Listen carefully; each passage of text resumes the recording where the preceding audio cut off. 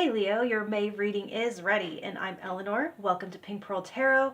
I am active in the comments, so feel free to ask any questions there. And I'm in active search for community because the YouTube algorithm can be a little bit isolating and disheartening. So I would love to connect with you and talk more about whatever comes up here today. So your theme for May is crystals, focus. Actually, wait, first, I want to point out that you have the Hierophant in career and love both. And so these could be linked in some way. But I'll get to that. Anyway, clearly I lack focus.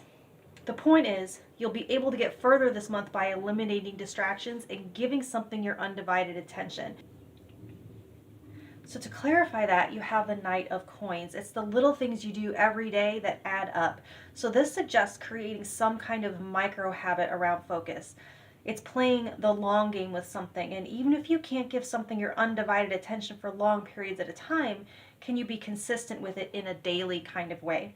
Now you also have the Three of Swords with that. This represents unaddressed, unresolved, or unprocessed pain that's going to keep meowing in the background until you pay it some attention. Is it a good idea to focus on it? No, that only amplifies it. It gives it a megaphone. But if you keep trying to ignore it, you're not going to be able to focus where you want. So some point in May, you might have to say to the pain, okay, what are you trying to tell me? Let's work it out so you can go on your way and I can focus. Now, finally, you have the Ace of Coins. This is the thing, the recipient or object of your focus. It's the thing that will thrive and bloom and flourish under the grow light of your attention. So between your actual focused energy and the seed, you have behaviors / habits and a painful distraction. So I can see daily need for yoga to quiet a body complaint that distracts you. Improving sleep hygiene so you don't get distracted by the pain of heavy eyelids and exhaustion. Feeding yourself appropriately so you aren't distracted by hunger pains or low blood sugar. I mean, you get the idea, right? So week 1, you have strength. And so if you are trying to focus through force of will, you might get frustrated. So this week requires a firm but gentle approach. Work with your circadian rhythm, not against it.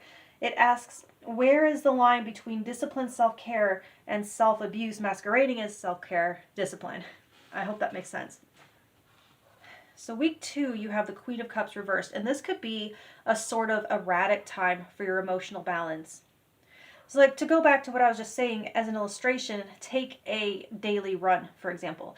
If that feels good to discipline yourself to do that every single day, great. But what happens if it's dangerously cold, it's hailing, a creeper has been spotted in your neighborhood, or you genuinely do not have time and so you sacrifice much needed sleep in order to do it? And say a little voice inside of you starts to cry a little bit and says, hey, why are you making me do this? Why do you hate me? Why are you punishing me? Why can't we just rest today, please? And this indicates sort of the awakening of that little voice. And it asks you to question your motives. And is what you are doing really self-care if there is a part of you inside crying? Now for week 3, you have the sun reversed. The sun is still shining even in reverse, but as a visual metaphor, it's when you stare at the shadow of yourself on the ground in front of you when the sun is at your back and you focus on the darkness of the spot, or overly fearful of the night because you can't see the sun at that time. So everything really is okay in that 3rd week, and where you focus is going to make all of the difference. So for the 4th week, you have the Chariot. After sort of a bumpy ride, you do go out on a high note. You are shown overcoming so much, and so you should be feeling pretty victorious and self-satisfied by the end of it, because you have brought some of these opposing energies into alignment, and you are laser focused because all of you is finally on the same page. Your head and your heart are finally locked on the same destination. Now for work, you have Hierophant and Temperance. Actually, in this deck, they are the teacher. They're teacher and balance. So focus on information that supports your professional and financial growth in a way that feels natural to you.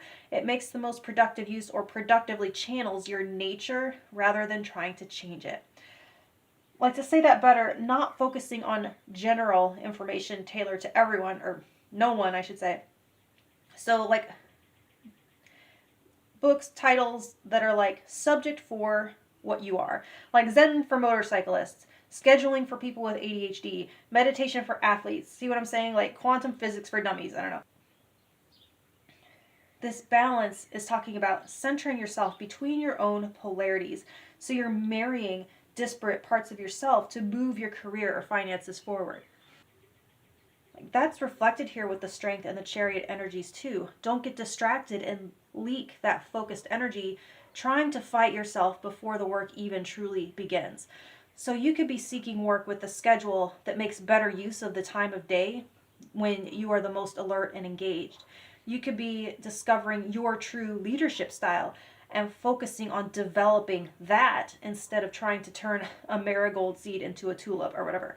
Seek information that is for the seed inside of you to grow, not a different seed.